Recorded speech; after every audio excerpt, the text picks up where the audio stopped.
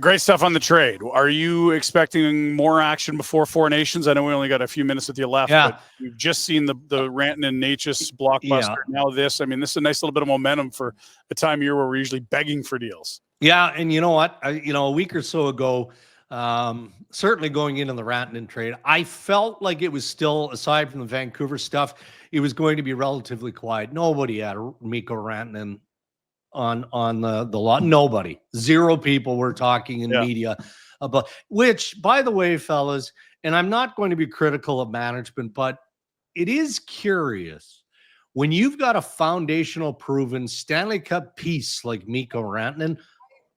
Why weren't we talking about this prior to that trade? Like, why was it Carolina or bust for Mikko Rantanen? Imagine, like, I don't know, like, if I'm a team with another pending top unrestricted free agent, or I'm a contending team or whatever, how do you know that team isn't willing to tear apart a chunk of their roster with the possibility of adding a piece like Mikko Rantanen?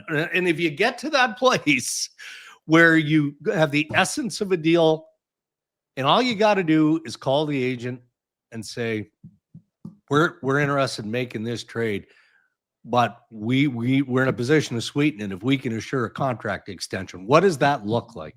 I don't think that happened. In fact, I know it didn't. It didn't happen widespread. And as soon as I heard that, you know what I thought of? Joe Thornton, when he got traded by Mike O'Connell and the Boston Bruins to San Jose, and the criticism of Mike O'Connell at that time was, well, if we'd known that Thornton was available, man, we'd have put a package together. It was enough here. Same there's thing. Been trades like that. And it feels like when you're trading those big name guys, it's almost like you're trying to be sneaky about it. And I don't get it. Yeah, I don't get it either. But you're taking less in return in theory, right? Yeah. Anyway, to wrap up with your question, a firmer answer. I didn't expect that last week. So as I was sifting through, all the speculation in Philadelphia and Calgary before the trade was made official, as we were pecking away, obviously I bring Vancouver in the mix because early in my investigation, I knew that it was a bigger trade than simply Kuzmenko for, say, Morgan Frost, because I also knew that Morgan Frost was dinged up. That's why I left the game. Okay. So I messaged some good sources in Vancouver, and the message that I got back last night was, well, man, it was a busy day. There's a lot going on.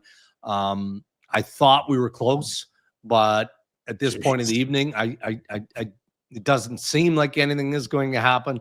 So that Vancouver saga definitely has a feel of something before the start of the Four Nations. Hey guys, thanks for watching. Be sure to check out more of our content right here on the Flames Nation YouTube page. We had a bunch of great long form interviews.